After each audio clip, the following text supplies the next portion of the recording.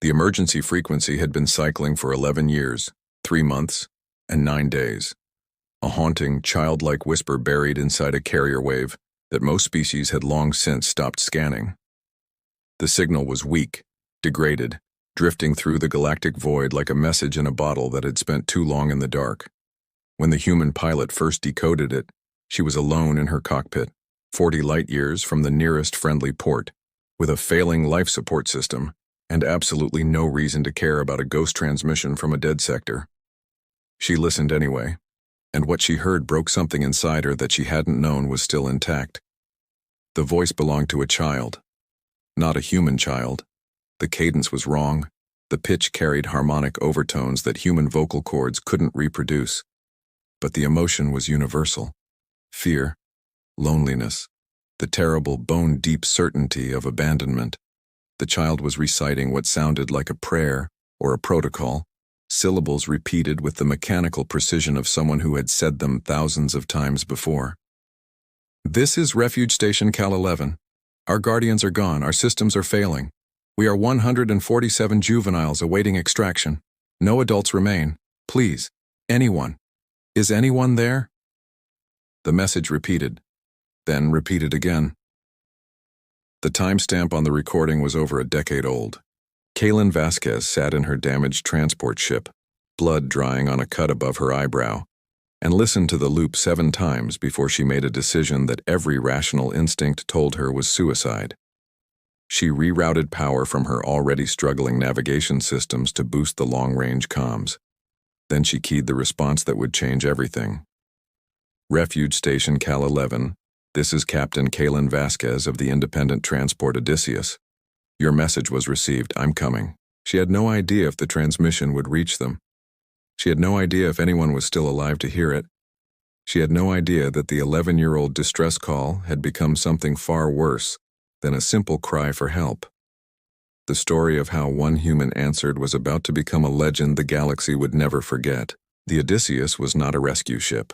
She was a battered, patched-together freighter that had been old when Kaylin's grandmother flew her, and that had been 3 generations ago. The cargo hold still smelled of the illegal spices she'd been hauling when a privateer's missile shredded her engine housing and left her limping through uninhabited space. Her life support was running at 63% efficiency. Her FTL drive had developed a worrying vibration that suggested catastrophic failure within the next 2 jumps. But she had fuel. She had a pilot who had survived worse odds, and she had a destination. The Cal system was technically inside the boundary of the former Zinari Compact, an alliance of 12 species that had collapsed during the Great Silence, a period of galactic history that historians still argued about. What everyone agreed on was that the Compact had fallen hard and fast, overwhelmed by something that most records either refused to name or described in frustratingly vague terms. The worlds that had once belonged to the Zinari were now either dead, abandoned, or claimed by powers that had no interest in inheriting their humanitarian obligations. Refugee Station Cal 11 had been a juvenile care facility, an orphanage essentially, built to house the children of soldiers and diplomats who served on the Compact's outer reaches. When the Compact fell, those adults never came back. Kaylin calculated the jump, ran the numbers 3 times, and realized she was looking at a 12-day journey through space that hadn't seen a friendly ship in over a decade. The privateer that had shot her down was still out there somewhere. The FTL vibration was getting worse, and she was running low on medical supplies, food, and the kind of hope that made stupid decisions feel heroic instead of just stupid. She made the jump anyway. The first 4 days were uneventful in the way that deep space travel always was. Endless, quiet, punctuated by the steady hum of systems working exactly as they were supposed to.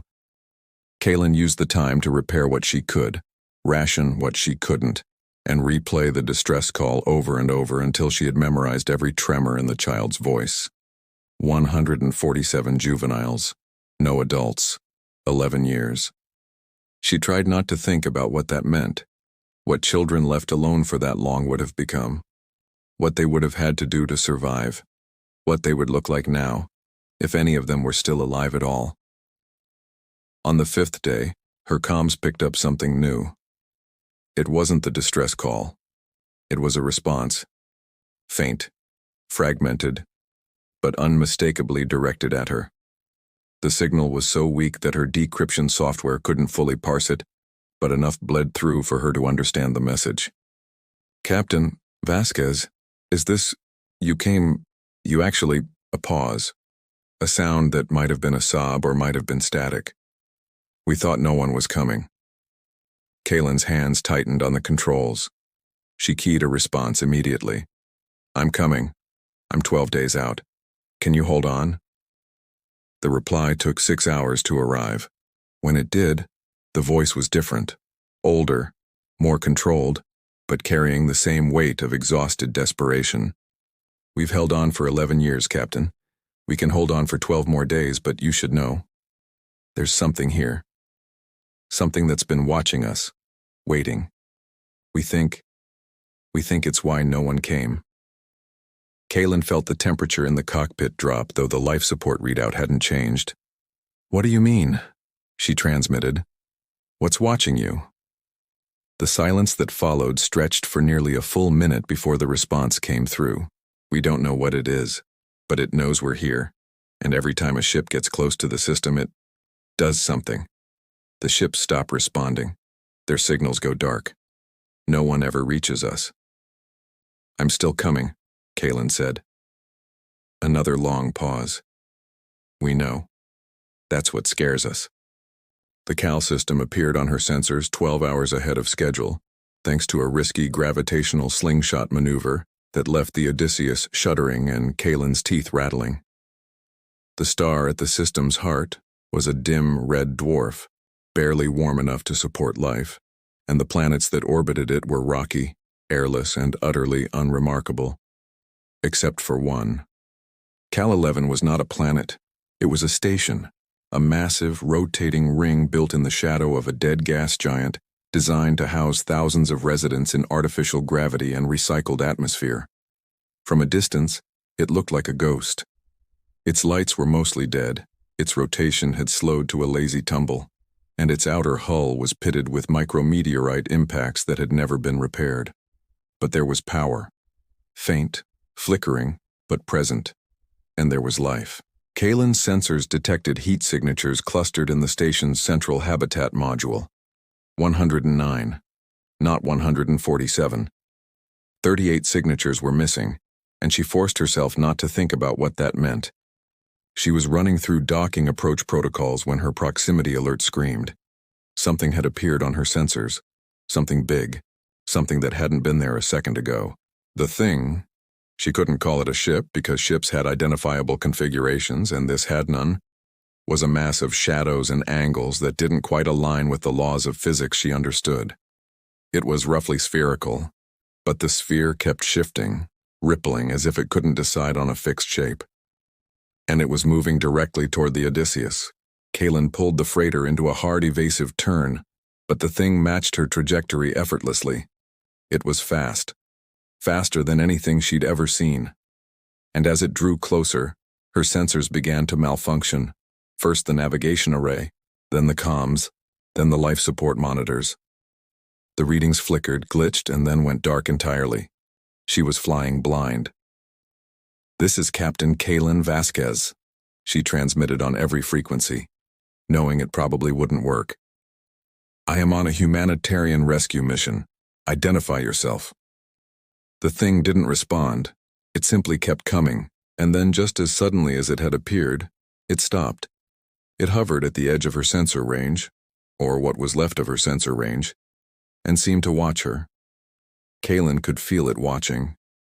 A prickling sensation crawled across her skin, the same primal awareness of being stared at by something that had no business existing.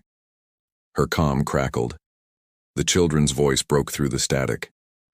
"Captain, can you hear us? You have to leave, now. It found you. It always finds them. Please go, before it's too late."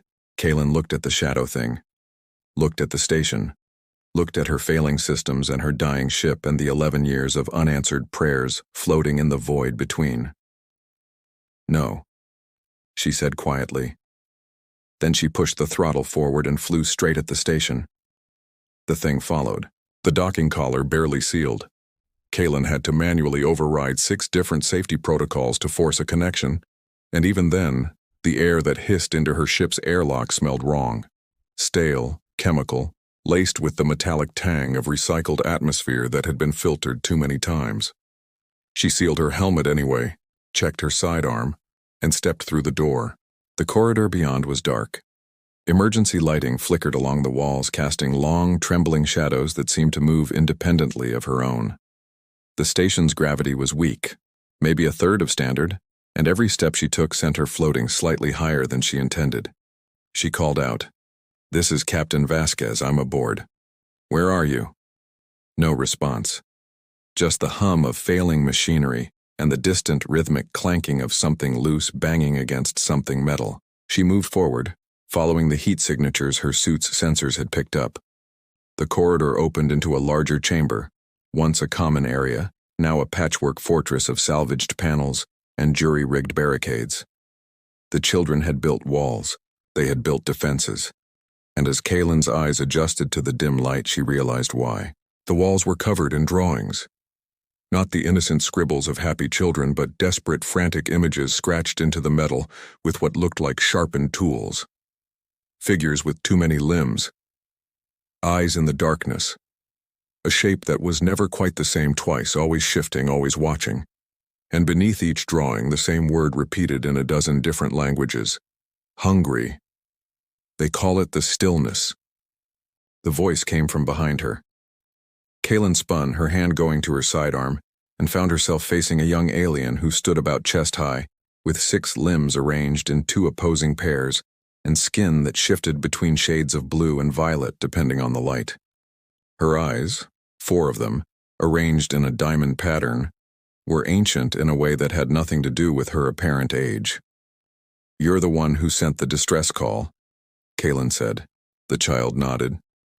"I was the youngest then, the only one small enough to fit in the transmitter housing to repair it.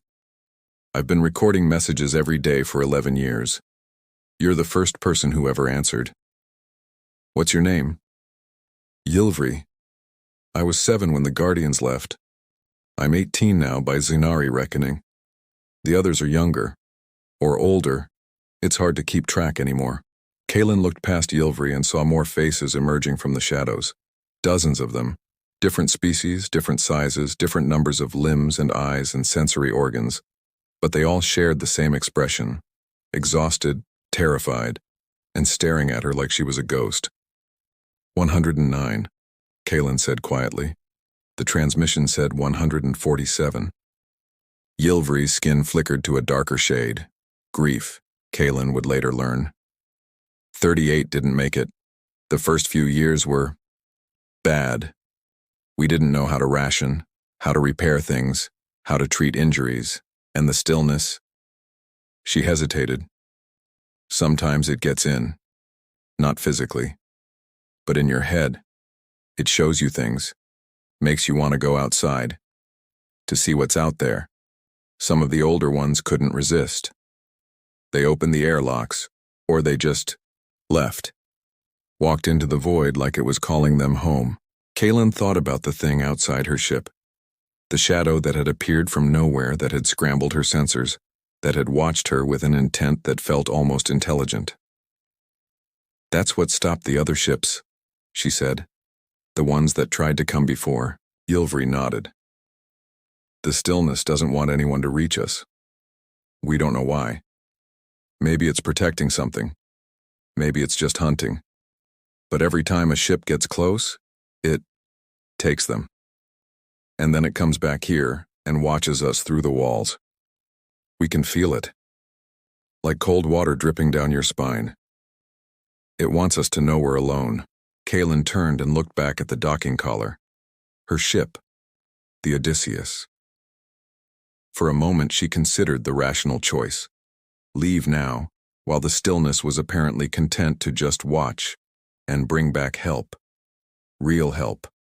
A fleet. Military support. But she had seen the way the children looked at her, like she was the first light they'd seen in a decade. And she knew, with a certainty that settled deep in her bones, that if she left, they wouldn't survive another 11 years. "I have a ship," she said. "It's not pretty and it's not big, but it can hold all of you.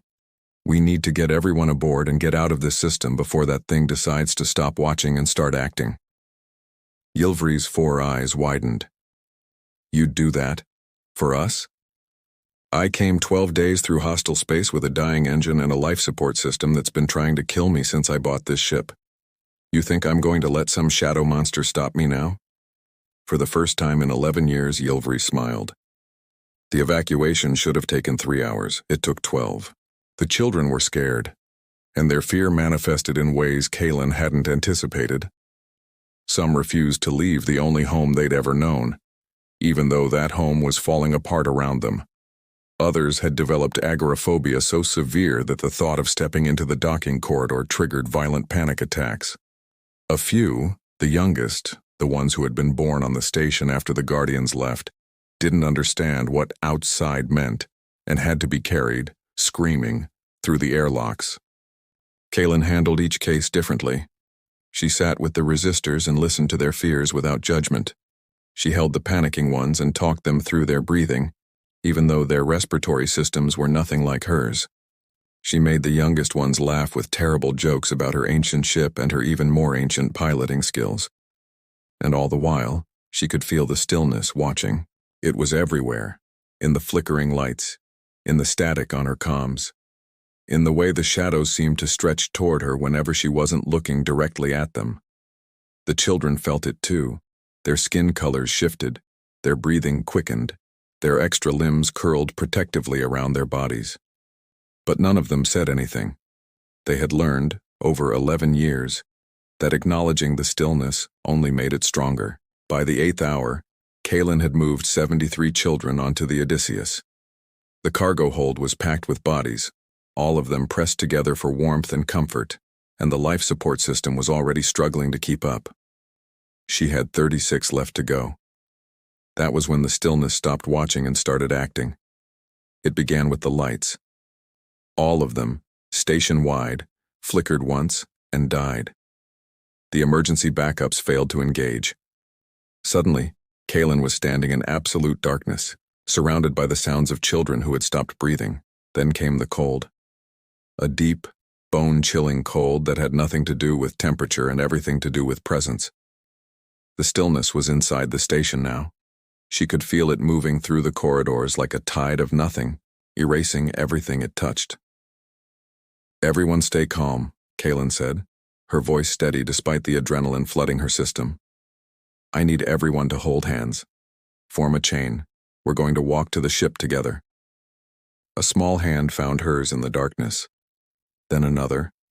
Then another. The children linked themselves together, a fragile chain of terrified beings, and Kaylin led them forward through the black. The stillness tried to stop her. It whispered in her ear. Not words exactly, but impressions. Images of her ship exploding, of the children dying, of her own body floating frozen in the void.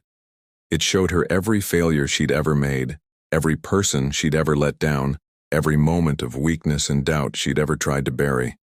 It showed her the faces of the 38 children who hadn't survived the past 11 years, their bodies drifting away from the station, their eyes accusing.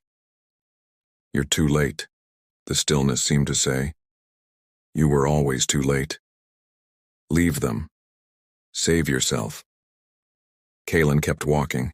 She thought about her grandmother, who had flown this ship through a war zone to rescue refugees from a burning colony.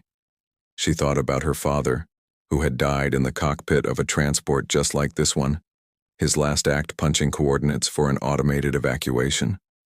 She thought about the message she'd heard 11 years late, the child's voice asking if anyone was there, and she thought about how many other messages were probably still floating through the void, unanswered. She was not going to add to that number. The docking collar appeared ahead, a faint glow in the darkness. The Odysseus's airlock was still open, still waiting, and Kaylin pushed the children forward, counting them as they passed through the door. 36, 37, 38. She was the last one aboard. She slammed the airlock shut, sealed it, and ran for the cockpit. The stillness followed. The Odysseus lifted off the station with a shudder that rattled every bolt in her frame. The docking collar sheared away, and debris clanged against the hull as Kalen pushed the throttle to maximum. The freighter surged forward, away from the dead station and toward the system's edge. Behind them, the stillness expanded. It was no longer a shape. It was a wave. A rolling front of absolute black that swallowed the station whole, that reached for the ship with tendrils of shadow and cold. Kalen's sensors were dead. Her navigation was dead. Her comms were screaming static. She was flying on instinct and memory, pulling up the star charts she'd memorized 12 days ago and praying she hadn't made a mistake. "We need to jump," she said aloud, though there was no one in the cockpit to hear her. "We need to jump now." The FTL drive was still vibrating. Worse now.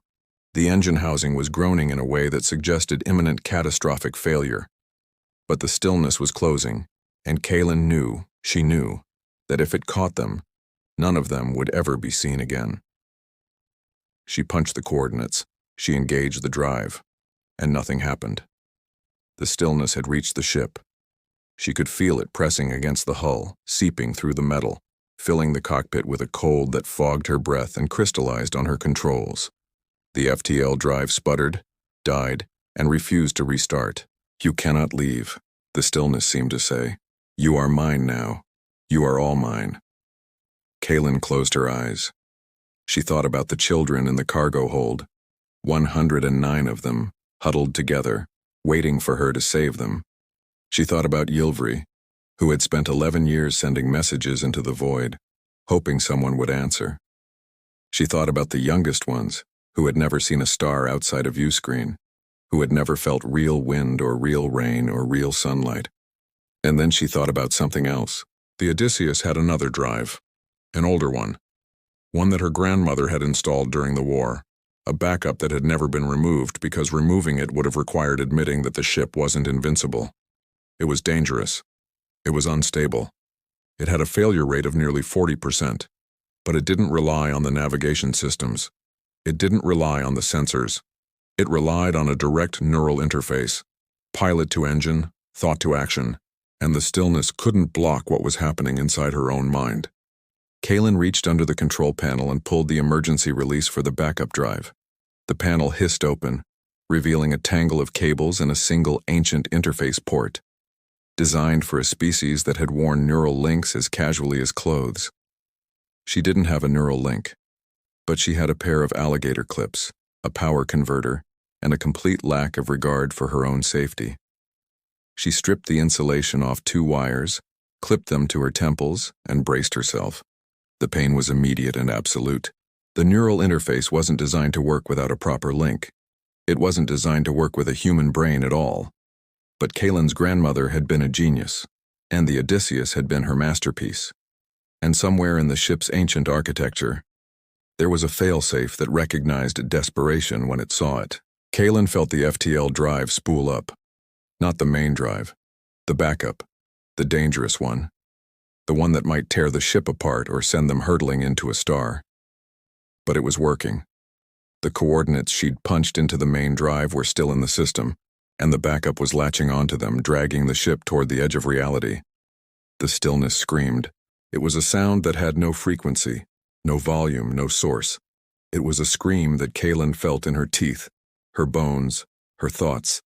The shadow thing pressed harder against the hull, and the metal began to buckle. Airlocks ruptured. Atmosphere vented into space. Somewhere behind her, children were crying, but she couldn't hear them over the roar of the drive. "Let go," the stillness whispered. "Let go, and I will let them live. I only want you." Kalen's hands were shaking on the controls. Blood dripped from her nose, her ears, the corners of her eyes. The neural interface was burning through her nervous system, lighting up every pain receptor she had. She didn't let go. She thought of her grandmother flying through a war zone.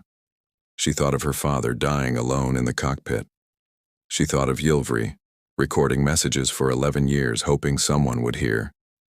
And then she thought of the one thing the stillness hadn't accounted for: human stubbornness. 109 children, she said through gritted teeth. 109 reasons to live, and you're not going to take a single one. She slammed her fist on the activation switch. The Odysseus jumped. When Kaylin opened her eyes, she was floating. Not in zero gravity, in the cockpit, surrounded by debris and sparking wires and the faint, acrid smell of burnt insulation. Her head was pounding. Her vision was blurry. The alligator clips had melted off her temples, leaving small burns on her skin. But the ship was still intact. The FTL drive had gone silent, which meant they were either in normal space or scattered across several dimensions. And the children were still alive. She could hear them in the cargo hold, crying, shouting, laughing with relief. They had made it. Kaylin pulled up the navigation display. It flickered, glitched, and then resolved into a familiar star chart. They were in human-controlled space. Just barely. The nearest outpost was 3 days away at sublight, but they were safe. The stillness couldn't follow them here. She slumped back in her seat and let out a breath she felt like she'd been holding for 12 days. The comm crackled. Ylvri's voice came through, trembling but steady. "Captain? Did we make it?" Kaylin smiled even though no one could see her. "Yeah, kid," she said. "You made it. You're all going to be okay." There was a long pause. Then softly, Ylvri spoke again. "The Guardians always told us that no one was coming. They said it was too far, too dangerous, that we shouldn't hope because hope would only hurt us in the end." Her voice broke. "But you came anyway. You came." Kaylin closed her eyes. The pain in her head was fading, replaced by a warmth that had nothing to do with the ship's failing heaters. "That's what humans do," she said. "We answer." 3 days later, the Odysseus limped into a human outpost on the edge of colonized space. The outpost commander took one look at the ship, its hull buckled, its atmosphere leaking, its engines held together by prayer and spite, and immediately declared it a miracle that anyone was still alive. The children were taken to medical facilities, fed, clothed, and given the first real beds they'd slept in since they were too young to remember. Human doctors worked alongside alien healers, sharing knowledge and resources, and within a week, all 109 of them were declared stable. Kaylin spent most of that week in a hospital bed herself, recovering from neural damage and exhaustion. She received exactly one visitor, Ylvri, who stood by her bedside for nearly an hour without speaking, simply holding her hand. Finally, the young alien spoke. "What happens now?" she asked. Kaylin looked at her. At the 4 ancient eyes, the shifting skin, the hands that had recorded a decade of desperate messages into the void. "Now," she said, "you get to live. Really live. You get to see stars from the ground. You get to feel wind and rain. You get to grow up and become whatever you want to become. And you get to remember that even when no one comes, sometimes someone does." Ylvri's skin flickered through a rainbow of colors: relief, gratitude, hope, love. "I'll never forget," she said. "None of us will." And somewhere in the darkness between stars, the stillness waited. It had lost this time, but it was patient. It was always patient. It would find others, other children, other cries for help that went unanswered. But for 109 young beings, the story ended differently, because a human pilot answered. And in a galaxy full of silence, that made all the difference.